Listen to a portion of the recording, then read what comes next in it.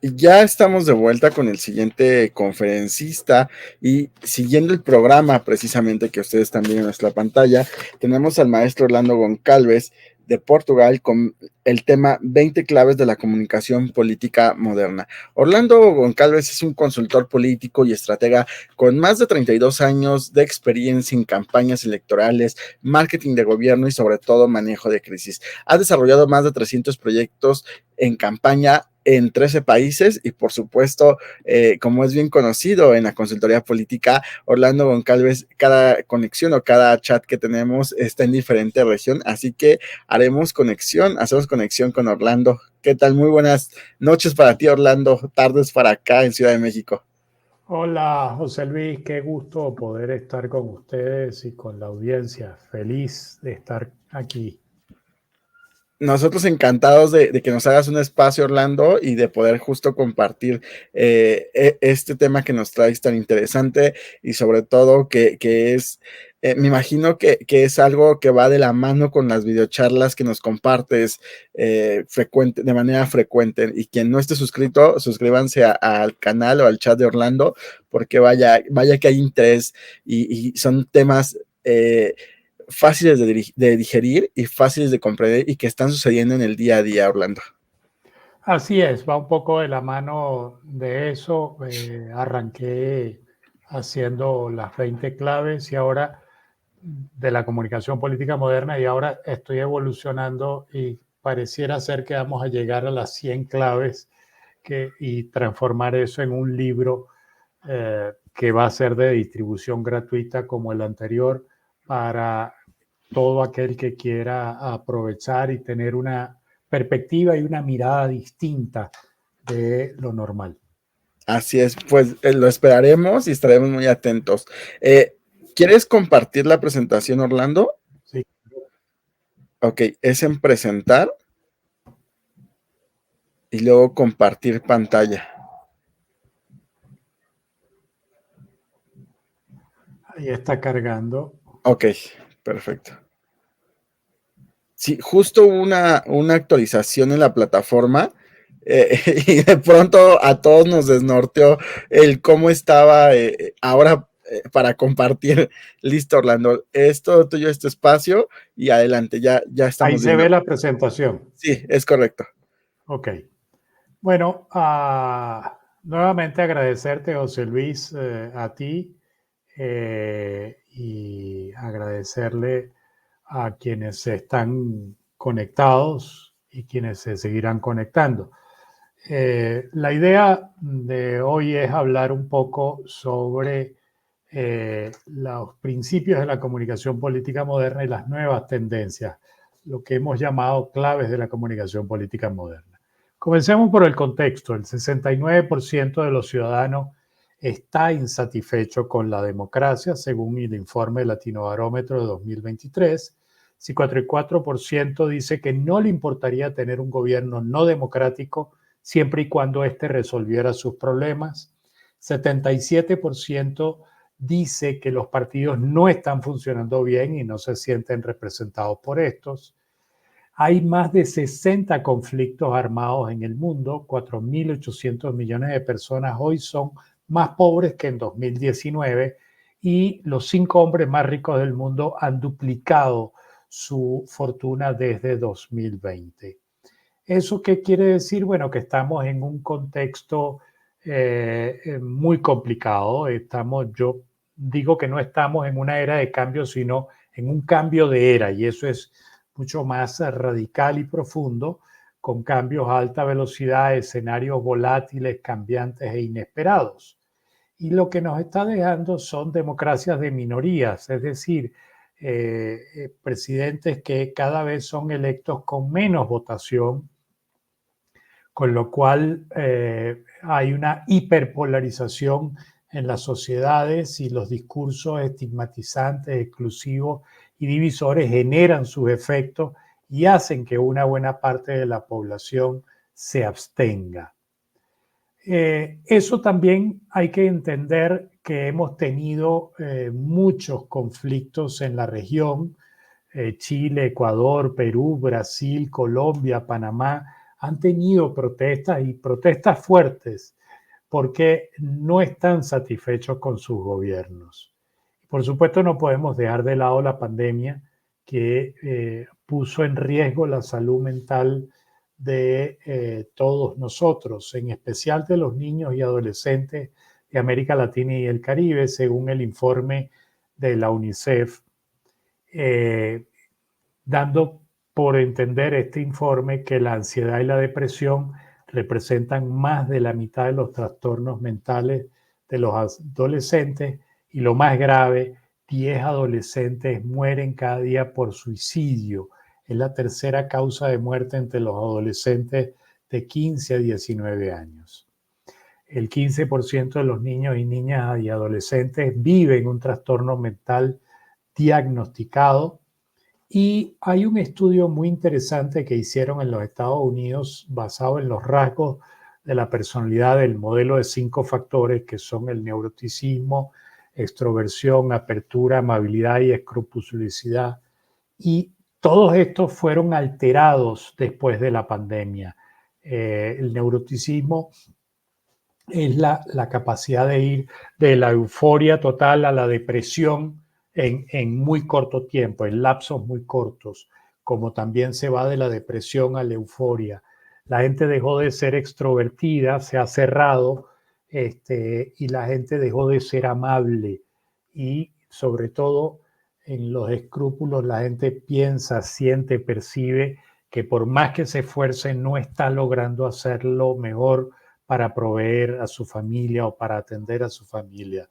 Y esos son daños que todavía perduran a 4 años de la pandemia. Entonces la pregunta que habría que hacerse es, bueno, ¿vamos a seguir haciendo lo mismo de siempre o vamos a tratar de cambiar? Y aquí entramos en materia sobre las claves de la comunicación política, y algunas son producto de mis reflexiones y producto de mi expertise y lo que yo he vivido a lo largo de más de 30 años en este oficio. Lo primero es que los partidos políticos o movimientos políticos deben volver a su rol original. Y el rol original de un partido político es ser el articulador entre el ciudadano y el Estado, ser el vocero, el vaso comunicante entre el Estado y la población. Y lo han abandonado. Los partidos políticos se han vuelto maquinarias electorales que medio se organizan a la hora de una elección, pero después de la elección literalmente desaparecen. Lo segundo es, bueno, evidentemente que todo partido o movimiento tiene vocación de poder. La pregunta es, ¿vocación de poder para qué? ¿Por el poder en sí mismo? Eso es lo que está percibiendo la población. Pero lo lógico es que sea vocación de poder con convicción en las causas sociales, es ponerse al lado de los ciudadanos y apoyar las causas ciudadanas. Fíjense que digo ponerse al lado y apoyar, no digo ponerse, no digo abanderarse de las causas ciudadanas. El ciudadano tiene que sentir que el líder político está a su lado, lo respalda y lo apoya. La otra clave interesante es que para acceder al poder hay que construir una plataforma lo suficientemente amplia que agrupe a los micropoderes, sean estos reales o simbólicos. ¿Qué significa esto? Bueno, los poderes reales, el poder económico, el poder de los medios tradicionales y hoy en día el poder de algunos medios electrónicos. Perdón. Poderes simbólicos. Bueno, las iglesias son un poder simbólico. Las asociaciones de vecinos, las organizaciones, las ONGs, son poderes simbólicos que si bien no arrastran mucha cantidad de votación desde el punto de vista meramente electoral, sí pueden tener influencia e incidencia sobre la población. Entonces, cuando pensamos en una campaña electoral, no podemos pensar en los electores solamente como electores, como una masa crítica. No, es que esos electores están agrupados en distintos sectores, en distintos targets, tienen visiones de vida distintas, intereses distintos. Y de nueva vuelta, importante que las campañas tengan el respaldo de los poderes y de los micropoderes, porque no es lo mismo hacer una campaña cuando todos los poderes están en tu contra a cuando los poderes te respaldan o te apoyan. La otra clave, la clave 4, es entender que el poder es absolutamente efímero. El poder hoy en día, en algunas ocasiones, es más fácil de ganar, pero también es mucho más fácil de perder. Y el mundo se mueve a una velocidad tan impresionante que uno no puede desperdiciar un minuto. Y si estás ejerciendo el poder o si estás en la lucha por conquistar el poder, bueno, te tienes que preparar para ello, pero tienes que prepararte para gobernar, tienes que prepararte para poder ejercer el cargo al cual fuiste electo. ¿Por qué? Porque si pierdes un minuto estás perdiendo la posibilidad de marcar un legado importante en la sociedad. Y el poder no es para toda la vida, en algún momento se acaba. Lo otro, la quinta clave que para nosotros es importante es estrategia versus estrategia. Hay una publicista colombiana llamada Socorro Jaramillo que dice que toda acción sin estrategia termina en tragedia.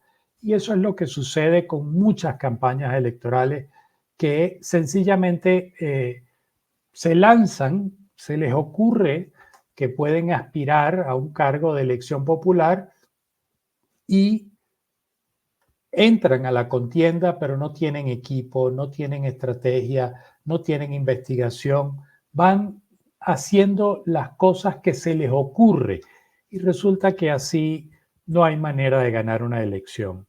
Una elección se gana con estrategia y la estrategia tiene muchísimos componentes y más adelante vamos a ver un poco más sobre esto. La clave 6, pensar estratégicamente. Todo, absolutamente todo lo que se haga en una campaña electoral tiene que estar pensado estratégicamente en función de lograr los objetivos para los cuales fue diseñada esa estrategia. Todo lo demás son ocurrencias y las ocurrencias terminan generalmente en desastre, terminan generalmente en tragedia. Y el otro enfoque importante es que todo lo que se haga en una campaña electoral tiene que estar en función de los ciudadanos.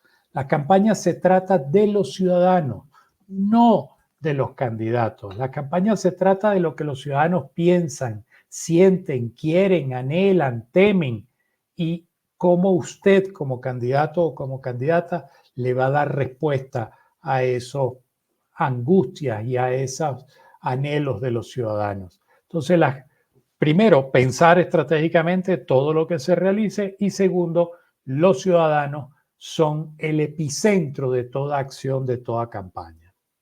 La clave 7, estrategia versus táctica. ¿Por qué lo planteamos de esta manera? Porque la gente tiende a confundir estrategia y táctica. La estrategia responde al qué debemos hacer en la campaña electoral. La táctica responde al cómo lo vamos a hacer a lo largo de la campaña, cómo aplicamos la estrategia, cuáles son las acciones que hay que desarrollar para que la estrategia se cumpla. Entonces, la estrategia responde al qué y la táctica responde al cómo lo vamos a hacer.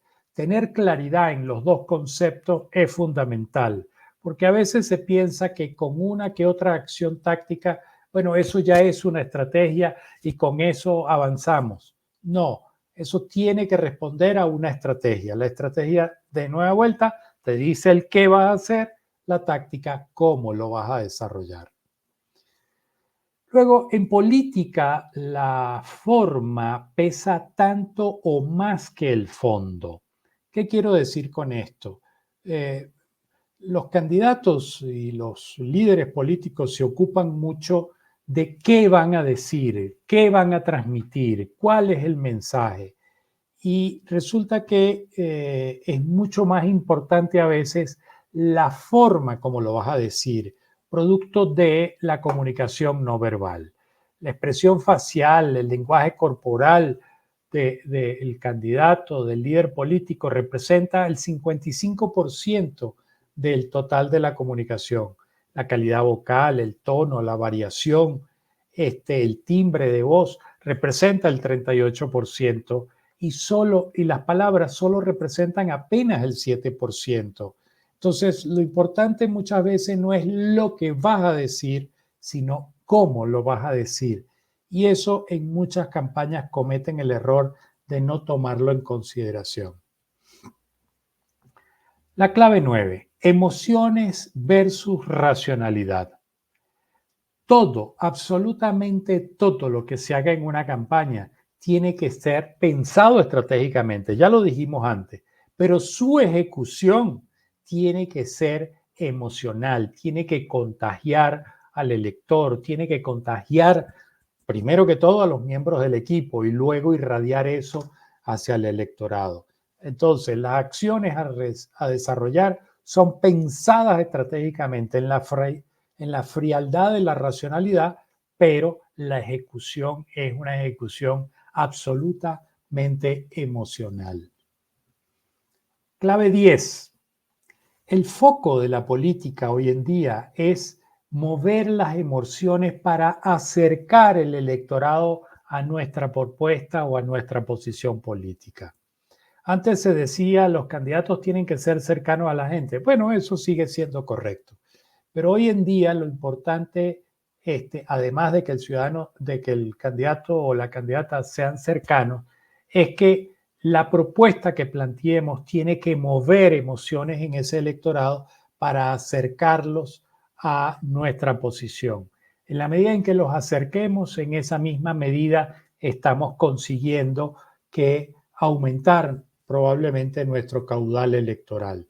Entonces, todo lo que se haga, como ya se dijo en la clave anterior, tiene que ser hecho con emocionalidad. ¿Para qué? Para impactar en las emociones del electorado y hacerlos que se muevan y se acerquen a nuestra propuesta política.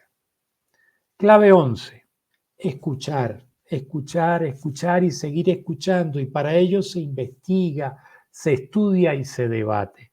No hay manera de hacer una estrategia política exitosa. No hay manera de hacer una campaña electoral con amplias posibilidades de ganar si no se investiga, si no se estudia, si no se debate el resultado de esa investigación con distintos profesionales y sobre todo si no se mantiene una escucha permanente de qué es lo que está diciendo el ciudadano, qué frecuencia está hablando, qué es lo que piensa y sobre todo qué es lo que siente el ciudadano diariamente.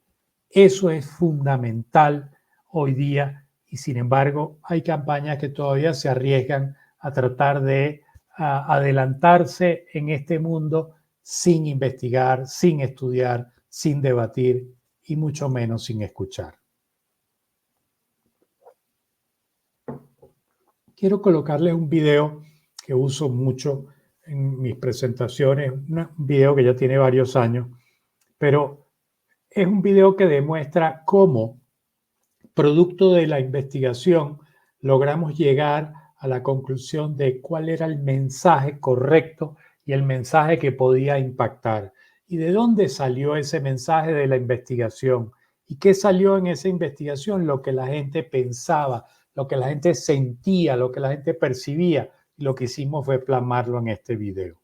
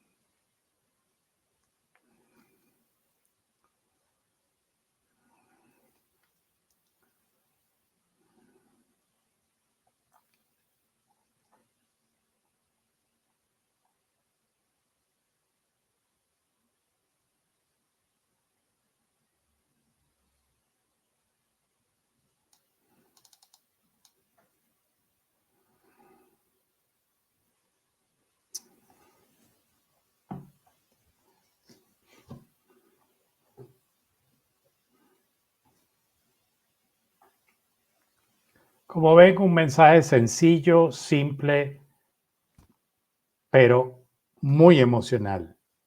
¿Por qué? Porque interpretamos claramente qué estaba sucediendo con las personas, qué pensaban, qué sentían. Clave número 12, para seguir avanzando. ¿Quiénes son tus electores? Hoy día no podemos tratar de llegarle a todos los electores. Eso no es viable económicamente, no es viable logísticamente, no es viable por el factor tiempo. Las campañas tienden a ser cada vez más cortas. Entonces, ¿qué tenemos que hacer? Segmentar. ¿Y qué significa segmentar? Bueno, hay que categorizar a los electores y ubicar a esos electores que se parecen más a nuestra propuesta, que estarían dispuestos a votar por nuestra propuesta, que comparten valores y principios de vida parecidos a los nuestros. Eso es segmentar. Y en lo que usted segmenta, entonces, puede enfocarse sobre esos electores. Usted no necesita conquistar el 100% de los electores. Usted necesita conquistar un elector más que su rival. Uno, con uno le basta. Por supuesto, uno no va solo por un elector más, pero para poder llegar a eso, tiene uno que enfocarse en cuáles son tus electores, dónde están y ir por ellos. Clave 13. Campaña pobre, pobre campaña. Lamentablemente esto es cierto y esto es así. ¿Estoy diciendo que el dinero es lo más importante? No, no estoy diciendo eso. Pero todo cuesta, todo en la vida cuesta. Y las campañas electorales se han vuelto costosas. Entonces, pensar que se puede hacer una campaña sin recursos, eso es una ilusión que va a terminar muy mal. Pensar que se puede hacer una campaña y como vaya viniendo, vamos viendo y bueno, y conseguimos hoy una platica y entonces compramos unos spots de televisión o de radio o compramos unos espectaculares y se nos acabó la platica y entonces bajamos los spots. Eso no funciona en las campañas electorales. Lo lógico es que se presupueste absolutamente todo y que usted, mucho antes de comenzar la campaña, tenga claridad cuánto va a costar ese proyecto y de dónde van a salir esos recursos. ¿Y tiene usted la capacidad de conseguirlos? ¿Qué le estoy diciendo? El dinero no es lo fundamental, pero el dinero es importante. Por lo tanto, lo que hay que hacer es invertir inteligentemente. Y para invertir inteligentemente, usted tiene que tener presupuestado todo. Si no, probablemente caerá en las ocurrencias y ya sabemos lo que eso termina siendo. Clave 14. Timing, momentum y ritmo. Son tres conceptos que muchas campañas lamentablemente desaprovechan. ¿Qué es el timing? El timing es el momento correcto de ejecutar una acción concreta. ¿Qué es el momentum? Es el ambiente que se genera para la cúspide del timing, para el clímax de ese timing, para poder ejecutar esa acción. Les pongo un ejemplo para que se grafique claramente. Usted dentro de 4 semanas va a hacer un gran festival porque lo respaldan muchos artistas y entonces va a contactar, a reunir a mucha gente y contactar mucha gente. Pero resulta que la semana antes del festival lamentablemente hubo unas lluvias terribles que provocaron unos deslaves y murió gente. Bueno, probablemente su ciudad, su municipio, su estado, su territorio, no esté con ánimo de hacer un festival. Entonces, el timing desapareció. ¿Por qué? Porque la prioridad del ciudadano cambió. Entonces, hay que esperar a que esa agua baje, hay que esperar a que ese sentimiento negativo que hay en la población vaya bajando y volver a hacer acciones para ir promoviendo ese festival y generar el timing adecuado, escogerlo y generar las acciones para provocar la mayor euforia posible y la mayor atención posible sobre ese evento. Y el otro concepto es el ritmo. Una campaña debe tener un ritmo ascendente de manera constante. No puede una campaña arrancar como una carrera de caballos y después a la semana o los 15 días o al mes decaer porque se le acabó el dinero, porque la organización no funcionó, por la razón que haya sido. Volver a levantar el ritmo de la campaña es muy difícil, cuesta mucho dinero, pero además la percepción de la población es que si usted arrancó muy bien, pero después decayó, su candidatura probablemente no sea viable. Entonces, lo lógico es ir en una curva ascendente de manera constante. Luego la clave 15, que es la distribución de los tiempos. Esto no está escrito sobre piedra, esto es una aproximación que he hecho en función de la experiencia de trabajar en más de 13 países. Pero quisiera que nos centráramos en la base de la pirámide. La base de la pirámide dice que la búsqueda de recursos se puede llevar hasta el 30% del tiempo de un candidato.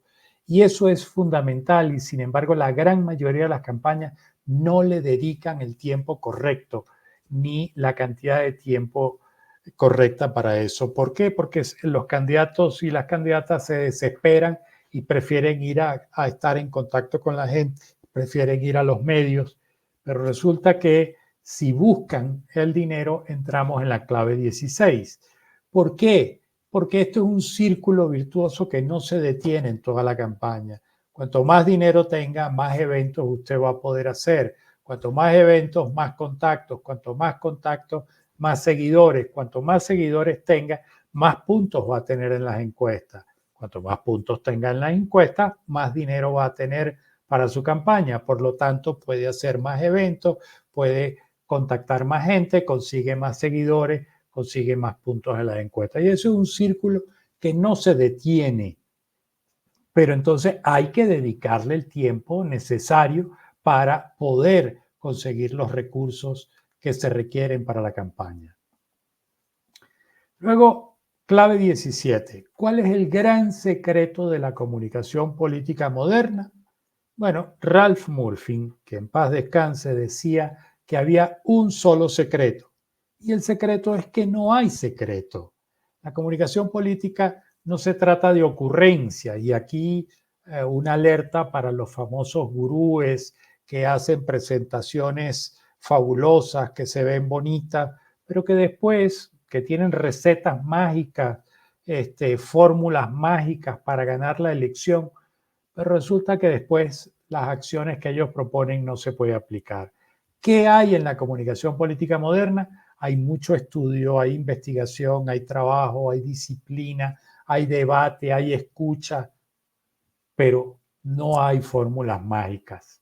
Entonces, cada campaña es única e irrepetible y por lo tanto, cada campaña requiere una estrategia específica y requiere acciones concretas y específicas para los objetivos para los que fue trazado.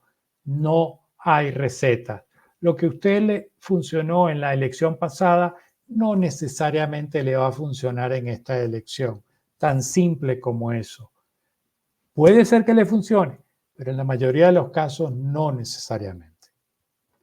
Luego eso nos lleva a la clave 18, que es que en esta era tan convulsa, tan dinámica, con cambios tan inesperados, la arquitectura de la comunicación política moderna exige un nuevo enfoque. ¿Qué significa eso? Significa que para poder desarrollar una buena estrategia, nosotros tenemos que considerar elementos de sociología, de antropología, de psicología, de geografía, de topografía, de economía, perdón, de usos y costumbres, de cultura, de tendencias de consumo de los electores, tanto en bienes, servicios, etcétera, etcétera. ¿Qué tan importante es, por ejemplo, yo siempre pongo ese ejemplo, una de las cosas que pido en una campaña es el histórico del tonelaje de basura recogida. ¿Por qué? ¿Qué tiene que ver la basura con la estrategia? Muy simple.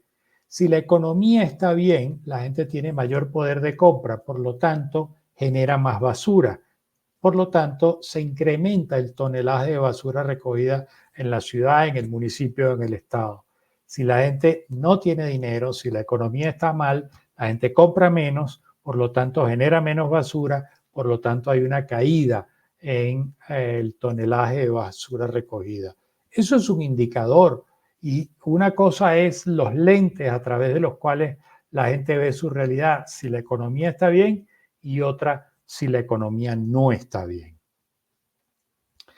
Luego, la comunicación sin política es mera publicidad, tan simple como eso. La comunicación tiene que tener sustento y tiene que tener política, porque estamos en política. La publicidad busca vender, busca generar ganancias económicas, busca promover un producto determinado. La comunicación busca incidir sobre el pensamiento, las costumbres y las tendencias de las personas.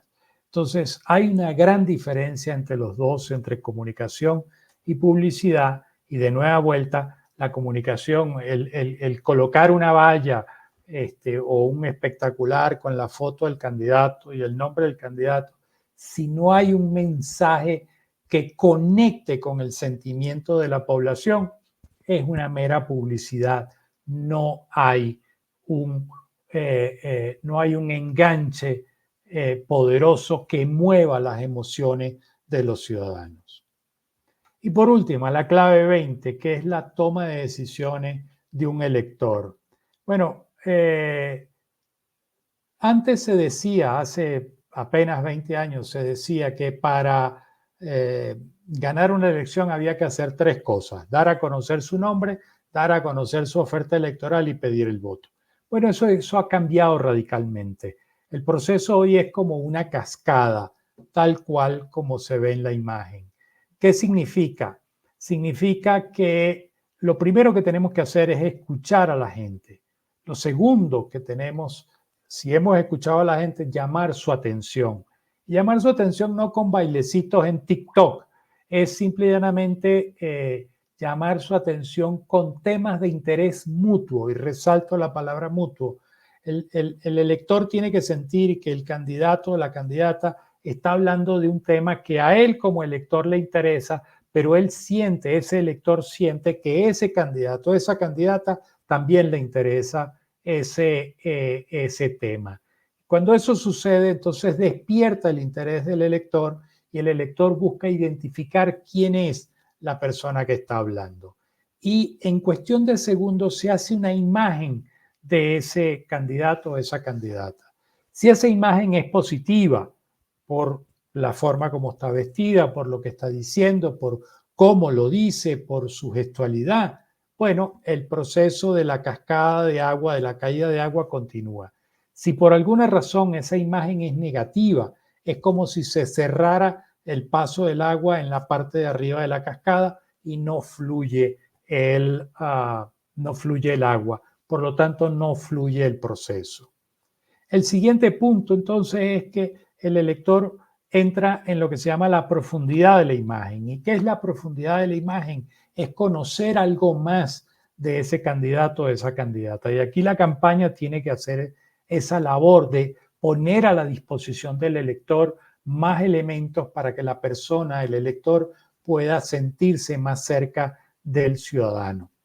Luego, si eso sucede, usted tiene una conexión entre los intereses y la imagen positiva de ese elector. Los intereses en común, elector ciudadano, y la imagen positiva. Y entonces comenzará ese elector a pensar: yo pudiera votar por ese candidato o esa candidata. Y por supuesto, la campaña tiene que hacer las acciones que hagan falta para solidificar esa intención y para concretarlo el día de la elección. Puesto de otra manera, ¿se pidió el voto? No. ¿No se debe pedir el voto? No estoy diciendo eso. Lo que estoy diciendo es que hay que entrar en un mecanismo para ir induciendo e ir guiando al elector para que él llegue a la decisión de que ese candidato o esa candidata es la que más le conviene y que llegue por sus propios medios. Claro que nosotros le ayudamos, claro que nosotros le dimos los insumos, claro que nosotros incidimos sobre su pensamiento y sobre sus sentimientos y hacemos que él llegue a esa conclusión. No es lo mismo que ese elector trate de recibir la información de que vote por X o Z a que ese elector llegue a la conclusión por sus propios medios de que cuál es el candidato o la candidata que más le conviene. Eso hace una gran diferencia porque la solidez de su decisión es supremamente mayor. Y por último, para no fastidiarlos, yo pienso que este es el esquema del nuevo liderazgo. Deben ser los candidatos y las candidatas, los líderes políticos deben ser como los elefantes, estratégicos pero empáticos. En México ustedes dicen que una persona que tiene colmillo es porque tiene experiencia y capacidad. Bueno, deben tenerlo. Deben tener olfato, por supuesto, el olfato permite entender mucho más el contexto, pero no sustituye a la investigación. Tiene que dejar huella por donde pase, no tiene sentido hacer una presidencia municipal, una gobernatura, una diputación, una senaduría, si en el libro de historia tiene una línea. Usted debe tratar de generar una huella tal que en el libro de historia haya un capítulo dedicado a usted o haya un libro dedicado. Luego tiene que tener orejas grandes, saber escuchar, por supuesto, tener una piel dura para aguantar los golpes que le van a dar. La política a veces, y sobre todo las campañas, pueden ser muy rudas. Tiene que tener honestidad, rabo corto. La honestidad es uno de los grandes atributos que piden los ciudadanos y por supuesto tiene que tener una alta densidad de su masa testicular y ovárica. ¿Qué quiero decir con esto? Tiene que tener el valor para tomar decisiones en campaña, porque si no tiene el valor para tomar decisiones en campaña, probablemente no tenga para hacerlo una vez que sea gobierno. La política es un juego rudo, es un juego importante y es un juego que cambia las vidas de una sociedad. Por lo tanto, hay que tomar decisiones que a veces no son las más populares, pero son las más importantes. Y por último, quiero recomendarles este libro que ya tiene un par de años, Ganar, Gobernar y Comunicar. El libro es completamente gratuito, lo pueden bajar, lo pueden desde mi página web o si les interesa el libro, me escriben y con el mayor de los gustos yo se los envío en PDF, no tiene ningún costo. Así que bueno, quedo a sus completas órdenes y disposiciones y estoy presto a atender cualquier solicitud. Si hay alguna pregunta, pues encantadísimo de la vida. Si hay algún comentario, encantado de la vida. Claro que sí, muchísimas gracias, estimado Orlando, por estas más de 20 claves, yo diría, en la comunicación. Y justo hay algunos comentarios. Está Mr. Noé 1996, maravillosa exposición.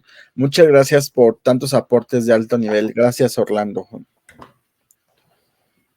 Por favor, gracias a ustedes por estar ahí. También está la doctora Blanca Islas. Muchas gracias por compartir su experiencia y mi pregunta es, ¿qué opina acerca de las herramientas de inteligencia artificial para persuadir a los electores? Gran debate. Gran debate porque la gran mayoría de los mortales no estamos sabiendo manejar este tema. Es un tema muy complejo, es un tema no es fácil de desarrollar. Ya hay algunos gurús que hablan de la inteligencia artificial aplicada en las campañas electorales, pero yo no he visto ninguno de esos gurús que me logre explicar, así como para Dummy, qué fue lo que hicieron, ¿no? Pero sí he visto, lamentablemente, ya videos y audios con voz extraída de la voz original, manipulados, y entonces ponen a la persona a decir lo que no es. Entonces, la inteligencia artificial puede ser una cosa fabulosísima si se usa para el bien o terrible si se usa para el mal.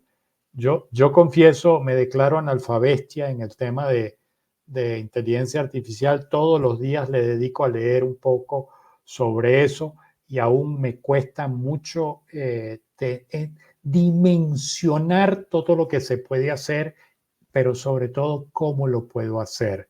Y me parece que esto es un tema que Naciones Unidas y los gobiernos van a tener que debatir y poner un marco legal ético para que esto no se nos vaya de las manos. Sí, completamente de acuerdo contigo, Orlando. Nosotros hemos ocupado o ocupamos inteligencia artificial, pero, pero justo coincido, no sabemos hasta dónde es el límite o el alcance que puedes tú tener con todo lo que le estás aportando justamente a la inteligencia. Además de que estaba leyendo hace unos días que por cada pregunta que tú le haces, por ejemplo, a ChatGPT, consume no sé cuántos litros de agua para enfriar los servidores, y entonces eso también, vaya, el daño no nada más es reputacional, sino es un daño biológico, incluso lo que ya la inteligencia artificial conlleva, ¿no? Que quizás no lo veíamos de esa forma. Claro, consume una búsqueda en Google y una búsqueda en ChatGPT. La búsqueda en ChatGPT, la misma búsqueda, la búsqueda en ChatGPT consume 30 veces más energía que la búsqueda en Google. Wow. 30. Eso es complicado. Sí, bastante. También por acá nos dice Blanca, ¿cuál sería el consejo que le da a un consultor político con toda su trayectoria? Bueno, hay que comenzar desde abajo. El primer cargo que yo tuve en una campaña electoral fue secretario de Comunicaciones Estratégicas Internas, y me dieron inclusive un letrerito para poner en la puerta de la oficina. La oficina estaba al lado de la cocina y yo lo que hacía era sacar fotocopias. Y entonces me llamaban por un teléfono interno del comando, subía a tal piso, yo subía y sacaba fotocopias. Ese fue mi primer cargo en una campaña. Pero eso me llevó a que entonces cuando pedían que se fotocopiara una encuesta, por supuesto yo sacaba una copia adicional. Comencé a leer encuestas.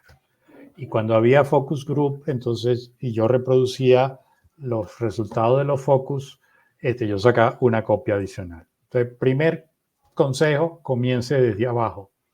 No, eso no denigra a nadie. Segundo consejo, lea mucho, estudie mucho. Tercer consejo, debata con los demás. Hay una pregunta que es fabulosa. ¿Por qué? ¿Por qué de esa manera? ¿Por qué se hace así? ¿Por qué no hacerlo de otra manera? ¿De qué otra manera lo podemos hacer mejor? Entonces, debatir genera un gran rapport.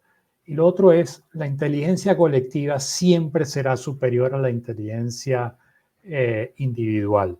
Yo tengo 34 años en este negocio, pero todos los días aprendo, todos los días cuando voy a una campaña nueva, por supuesto, uno tiene que estudiar dónde se está metiendo, el momento histórico, el entorno, el contexto, pero lo que uno aprende del local es impresionante, porque para el local, como lo vive día a día, no le da el peso y la importancia que tiene a veces la información que ellos mismos manejan.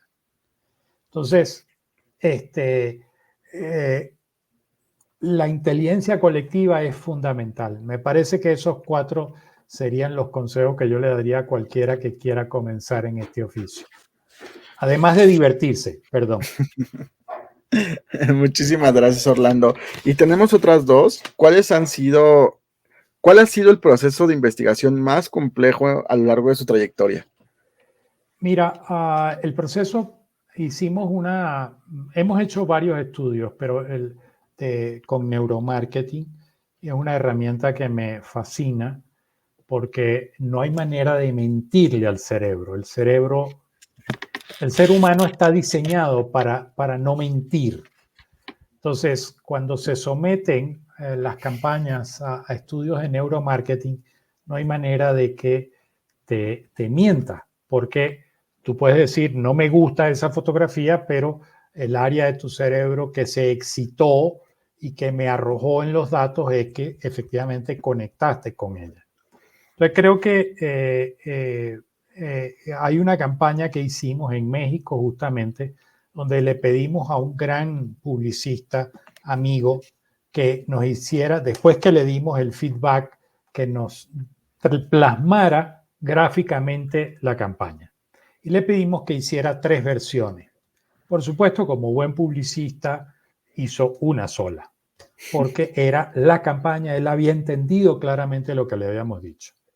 Bueno, tuvimos que pelear con él porque no podíamos someter a neuromarketing una campaña. Teníamos que someter por lo menos 2 o 3 para que la gente pudiera comparar. Bueno, lo obligamos literalmente y él hizo entonces y las tituló de la siguiente manera: la campaña, que era la que él había hecho originalmente, la otra y la otra. Bueno, ¿cuál fue la que ganó? ¿Cuál fue la que conectó más con la gente? ¿Cuál fue la que la gente interpretó mejor? ¿Cuál fue la que la gente entendió mejor? ¿Cuál despertó más emociones? La otra de la otra. Okay. Entonces, ¿qué te dice esto?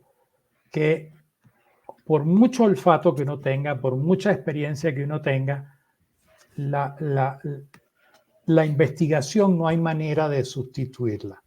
Fue un proceso muy complejo porque después hubo que explicarle al publicista por qué no había ganado la campaña, por qué nos íbamos por la otra de la otra. Vaya, bastante interesante y sobre todo como lo has dicho, Orlando, las veces que he podido escucharte, precisamente actualmente no nada más es comunicación, sino hay que enfocarnos en temas de sociología, temas de historia, cultura, tradiciones, y de esto creo que va aportando precisamente a cada dato y a tratar de comprender al público al que se le trata de llegar, ¿no? Es correcto. Y finalmente tenemos cuáles considera que serán los próximos retos en la comunicación política.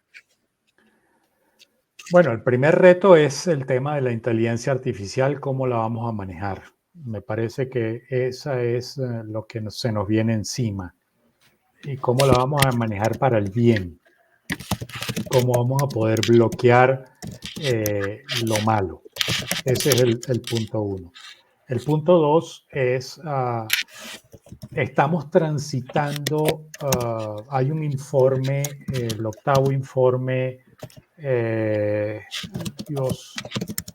sobre la democracia que hizo un instituto de Suecia, donde dice que lo que estamos viviendo, la democracia que se vivió en 2023 es muy parecida a la que se vivió en el 85. O sea, hemos retrocedido en las libertades, hemos retrocedido en los valores democráticos y cada vez estamos viendo más gobiernos autocráticos. Entonces me parece que otro de los grandes retos para la consultoría política es cómo promovemos la democracia, cómo rescatamos la credibilidad del ciudadano en las instituciones del Estado y en la democracia.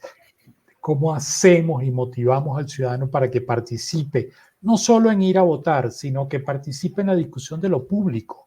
Lo público es de todos nosotros. Si nosotros no nos ocupamos de participar en la discusión de lo público, pues sencillamente estamos dejando que otros decidan por nosotros. Y lo tercero, y me parece importante, es cortarle el camino a esta gente, a estos pseudo líderes ultranacionalistas, ultra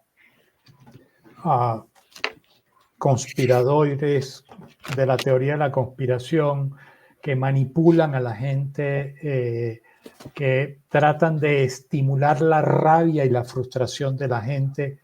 Yo creo que hay que combatirlos y hay que combatirlos de frente porque le hacen daño a la democracia y le hacen daño a los ciudadanos. Así es bastante, sobre todo en estos nuevos tiempos, podríamos decirlo. Creo que ese es el gran reto, ¿no? Algunos consultores decían precisamente de que van perfilando ya incluso a sus clientes precisamente porque ya no se trata de trabajar con este tipo de perfiles, que más que fortalecer la democracia, van buscando limitar la democracia, ¿no? Y creo que es un claro ejemplo de los retos que ahora en la consultoría nos llegamos a enfrentar o nos estamos enfrentando. Es correcto. Y la verdad es que todos estamos involucrados, los consultores, los candidatos, los miembros de los partidos y los ciudadanos. Yo insisto mucho en eso de la participación ciudadana. Y eso no implica que un ciudadano tenga que meterse en un partido y aspirar a un cargo político, pero tiene que hacer Contraloría Social, tiene que vigilar qué está haciendo su diputado, su senador, su presidente municipal, su gobernador. Tiene que estar pendiente, tiene que meterse en la discusión de las cosas públicas porque le afectan. Y en la medida en que podamos participar en nuestro nivel micro, en esa misma medida podremos ir mejorando la democracia y podemos ir encontrando soluciones. Hay un estudio interesantísimo de España donde habla que los sitios donde la gente está más satisfecha con su gobierno es en las poblaciones más pequeñas. ¿Por qué? Porque el alcalde es el vecino, el alcalde es el taxista, es uno como ellos. Y entonces cualquiera puede hablar con él. Y entonces, al ser una persona exactamente igual al ciudadano, al ser una persona que no tiene barreras, está enfocado en resolver los problemas que él mismo vive como ciudadano. Entonces, la gente, aunque no se solucionen los problemas, pero si ve que hay la voluntad del gobernante de tratar de resolver, la gente siente, percibe que vale la pena estar ahí y vale la pena apoyar y vale la pena participar. Ok, pues ha sido todo un gusto tenerte, Orlando, por acá y que nos hayas dado una hora casi de tu tiempo. Muchísimas gracias y no quiero dejar pasar esta ocasión para extenderte este reconocimiento que entrega Crubas Comunicación y la CICEMAP al maestro Orlando Goncalves, tras haber participado como conferencista en la tercera Semana Iberoamericana de Comunicación, Estrategia y Marketing Político, realizada en modalidad online del 23 al 27 de septiembre del año en curso, y se extiende este documento hoy aquí en Ciudad de México, el 26 de septiembre del 2024. Te lo haremos llegar más tarde. Cuando guste. Ay, perdona. Siempre a tus órdenes y aquí estaremos. Un gran abrazo. Muchísimas gracias, Orlando. Fuerte abrazo de vuelta y seguimos en contacto. Hasta la próxima. Ha sido la segunda conferencia de esta cuarta sesión de la tercera Semana Iberoamericana de Comunicación, Estrategia y Marketing Político, y ya estamos haciendo contacto a Argentina con el maestro Gabriel Slavinsky con el tema 2 emociones para ganar. Estamos a unos minutos de que ingrese, así que no desesperen. Una vez concluida su conferencia, daremos el código de esta sesión para poder obtener su certificado.